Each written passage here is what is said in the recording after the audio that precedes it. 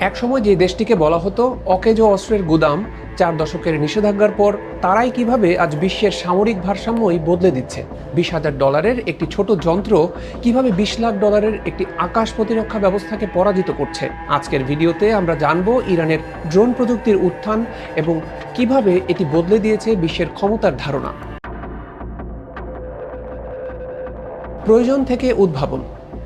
1979 সালের আগে ইরান ছিল মধ্যপ্রাচ্যের সবচেয়ে শক্তিশালী সামরিক শক্তি। তাদের ছিল মার্কিন F-14 টমক্যাটের মতো অত্যাধুনিক যুদ্ধবিমান। কিন্তু ইসলামী বিপ্লবের পর পাল্টে যায় সব। আমেরিকান প্রকৌশলীরা দেশ ছাড়েন, বন্ধ হয়ে যায় খুচরা যন্ত্রাংশের সরবরাহ, শত শত কোটি ডলারের যুদ্ধবিমানগুলো পরিণত হয় অকেজো ধাতুতে। ঠিক এই সময়ে শুরু হয় রক্তক্ষয়ী ইরান ইরাক যুদ্ধ। ইরাকের কাছে ছিল সোভিয়েত স্যাটেলাইট ডাটা এবং উন্নত যুদ্ধ বিমান, অন্যদিকে ইরানের হাতে বলতে গেলে কিছুই ছিল না। এই প্রয়োজন থেকেই জন্ম নিল এক অভাবনীয় উদ্ভাবন।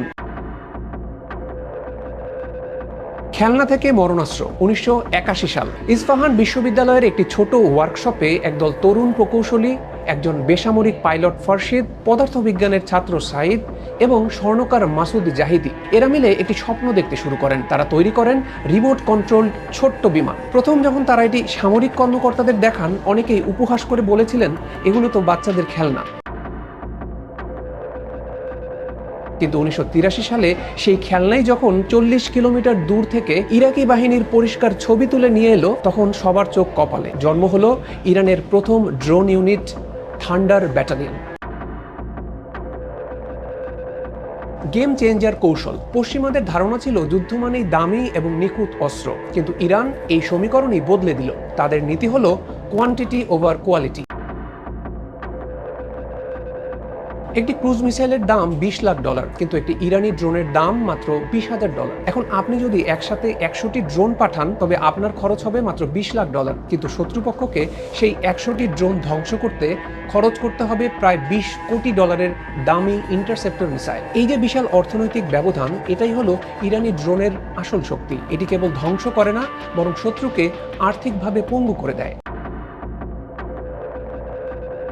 আরামকো থেকে ইউক্রেন। 2019 সালে সৌদি আরবের আরামকো তেল স্থাপনায় হামলা বিশ্বকে বুঝিয়ে দেয় দামি মার্কিন প্রতিরক্ষা ব্যবস্থাও এই সস্তা ড্রোনের কাছে কতটা অসহায়। আর 2022 সালে রাশিয়া ইউক্রেন যুদ্ধ শুরুর পর যখন কিয়েভের আকাশে জেরেনিয়াম 2 বা শাহেদ 136 দেখা গেল, তখন স্পষ্ট হলো যে ইরান এখন ড্রোন প্রযুক্তির অন্যতম বড় সরবরাহকারী। এমনকি নিষেধাজ্ঞার মধ্যেও তারা দুবাই বা সিঙ্গাপুরের নেটওয়ার্ক ব্যবহারের মাধ্যমে বেসামরিক চিপ সংগ্রহ করে এই মরণাস্ত্র তৈরি করে চলেছে। 1988 সালে যে ড্রোন মাত্র 50 কিলোমিটার উঠতে পারত, 2026 সালে এসে তা 1000 কিলোমিটার পাড়ি দিয়ে লক্ষ্যবস্তুতে আঘাত হানছে। ইরানের এই সাফল্য প্রমাণ করে যে কেবল অত্যাধুনিক প্রযুক্তি নয়, বরং কৌশল, ধৈর্য এবং ধারাবাহিকতাও যুদ্ধের ময়দানে ক্ষমতার ভারসাম্য বদলে দিতে পারে। আপনার কি মনে হয়, ড্রোন কি ভবিষ্যতে প্রচলিত বিমান বাহিনীর প্রয়োজনীয়তাই কমিয়ে দেবে? কমেন্টে আপনার মতামত জানান।